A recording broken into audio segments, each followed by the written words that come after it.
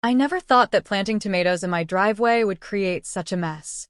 But then the spike strip showed up around my car, all thanks to my little garden. I stumbled upon a loophole the HOA president hadn't seen coming, and I can't help but wonder, what would you do if your neighbors wanted to punish you for growing your own food? I'd be interested to know where you're tuning in from. One day, a police officer stood there, baffled by the spike strips by my car. They did this because of vegetables? He asked, scratching his head. Tomatoes, I said, pointing at my driveway. It felt unreal that a few plants had turned my world upside down. It all kicked off 3 months ago when I lost my accounting job. I got my pink slip on a Tuesday, and my last paycheck didn't even cover next month's mortgage. That night, I looked at my grocery bill, $200 for a simple tomato salad, and an idea hit me. The next day, I went to Home Depot and bought planters, soil, and seedlings. With 6 hours of daily sunlight in my driveway, it was the perfect spot to grow food and save a few bucks. In just a week, my driveway had morphed into a mini garden filled with tomatoes, peppers, zucchini, and herbs. My first harvest saved me $43 compared to store prices, and I felt a sense of pride watching my green tomatoes grow. Some neighbors stopped by to chat and ask for tips. Mr. Garcia next door even offered me some unused tomato cages. Things changed when Patricia Wilson from across the street started taking pictures of my garden from her perfectly trimmed lawn. Beautiful day, isn't it? I called out with a wave. Her smile was stiff as she replied, just documenting some concerns for the community meeting, before walking away. That evening, I got an email from Richard Thompson, our HOA president, saying my driveway setup broke community rules and had to be fixed in a week. I combed through the HOA handbook, flipping through all 43 pages, but found nothing banning container gardens. Section 15.3 only mentioned that driveways should be free of long-term storage items. These weren't storage, they were food. The next morning, I discovered a note on my mailbox that said, "Gardens belong in backyards, not where everyone can see them. Concerned neighbor." The handwriting looked a lot like Patricia's. Later, I saw Patricia and Richard talking at the corner. They looked worried and quickly turned away when I approached.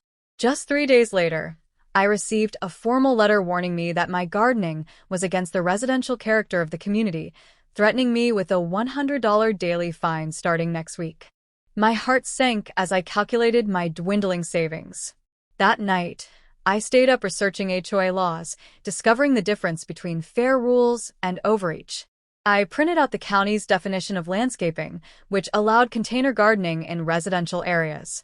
The next day, I walked around the neighborhood, taking photos of every rule violation I could find: holiday decorations still up in April, lawn ornaments without approval, basketball hoops, things the HOA ignored while my garden was the only concern. I wrote a response to Richard, citing county regulations and highlighting their selective enforcement, remaining polite yet firm. Before sending it, I visited Mr. Garcia, who said, "They're targeting you because Patricia wants to win the Neighborhood Beautification Award next month. She's been complaining to anyone willing to listen." I shared my reasons for the garden, and he nodded, letting me know Richard always sided with Patricia since her husband played golf with him. I sent my letter with all my research, but after 2 days of silence, Richard and Patricia showed up at my door on a Saturday morning. Richard, wearing an HOA logo polo shirt, said they had received my response. The board was holding a special hearing about my situation. "This isn't personal," Patricia added, her smile feeling insincere. "We care about maintaining community standards." I noticed Patricia was recording our conversation as I calmly explained that I was growing healthy food instead of letting my driveway go to waste. Richard insisted that the board interprets the rules, not individual homeowners, and informed me the hearing would happen on Tuesday at 7 p.m. As they left, I caught Patricia whispering about my lack of cooperation. That afternoon, I found 5 other neighbors with violation notices on their doors, people who'd admired my garden. It felt like a clear message. I spent another late night exploring my rights and stumbled upon something important. Our county had a little-known initiative protecting home food production. Was this my escape route? I had no idea how far Patricia and Richard would go until my sister called, shocked when I told her about my planters being destroyed. "You won't believe what happened," I said, my voice shaking. After receiving that note, I had set up a security camera, and it caught everything. Patricia's son Tyler and two friends had intentionally knocked over my planters while laughing. When the police arrived, Officer Davis looked uncomfortable.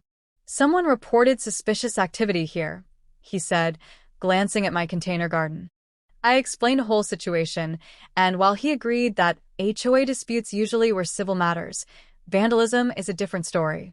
He watched the footage and confirmed the kids had indeed knocked over my planters on purpose. He offered to document it, but I hesitated, unsure if escalating would backfire. After he left, I marched over to Patricia's house. "I have video of Tyler destroying my plants," I said calmly. "Officer Davis has seen it too." Her face turned red, but she quickly replied, "Those plants are an eyesore." Afterward, I discovered another letter in my mailbox, a cease and desist order, threatening legal action if I didn't stop my gardening within 48 hours. I called the county housing authority and spoke with a clerk named Marcus. He suggested I check if my subdivision had any agricultural heritage protections, which might have been tucked away in the original plans. Excitedly, I rushed to the county records office, just in time before closing hours. As I flipped through dusty pages, I found the section confirming homeowners' rights to grow food as long as it didn't create any hazards. I couldn't believe my luck. But when I got home, I found my newly planted containers soaked in a bleach-like substance. Patricia drove by, smiling and waving. I didn't know then that her sabotage was only the beginning. A few days later, I heard a strange noise outside. Rushing to the window, I saw two workers in Maple Creek maintenance vests putting actual spike strips along my driveway. They were sharp and could wreck my tires if I tried to leave. "Hey, "Stop right now," I yelled, still holding my coffee mug. The workers barely looked at me, mumbling something about following orders. I called the police as I paced anxiously behind my now-imprisoned car. When Officer Martinez arrived, he flipped through his notes. "This seems to be a civil matter," he said, making my stomach drop. I marched over to Richard's house, filled with anger, but Patricia suddenly blocked my way. "Well, if it isn't Farmer Jones," she said with a smirk, holding her phone up to record me. I shouted that it was illegal to trap someone on their property, but she just brushed me off, saying I had broken codes. Frustrated and desperate, I called tire shops but learned the spikes would do maximum harm. Instead of giving in, I decided to be clever. I borrowed my neighbor Eleanor's car and headed downtown to the county records office, which stayed open late on Wednesdays. 3 hours later, I found what I needed: proof of the HOA's oversight regarding agricultural rights.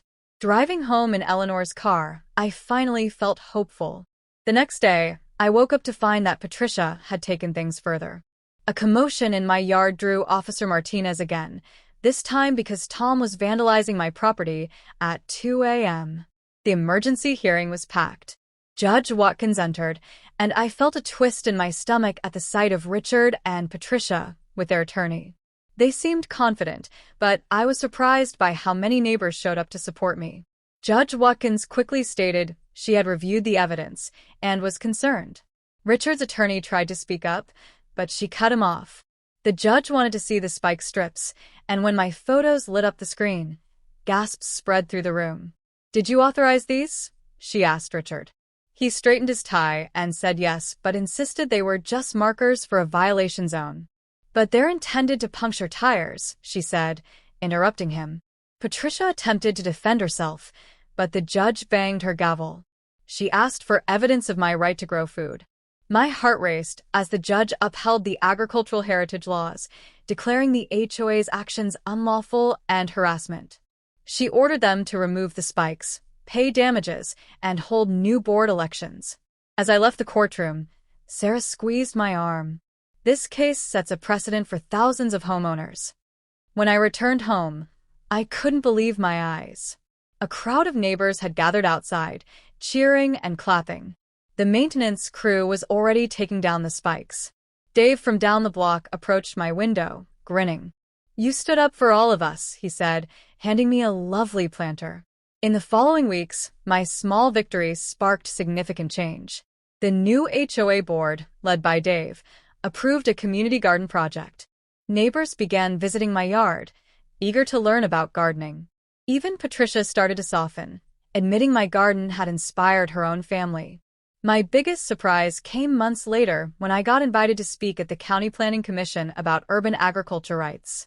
My case had motivated other communities to advocate for garden spaces. As I picked the last tomatoes of the season for my driveway, the faint marks left by the spike strips reminded me that standing up for what is right can change more than just one person's life. My phone buzzed with a text. The state legislature had introduced the Homeowner Food Freedom Act, mentioning my case by name. Looking at my flourishing garden and the community space beyond, I realized that the most beautiful harvests aren't just the ones you can eat. They're the connections and changes that sprout from standing your ground. And it all began with that one small garden that made someone so angry she lost sight of the law.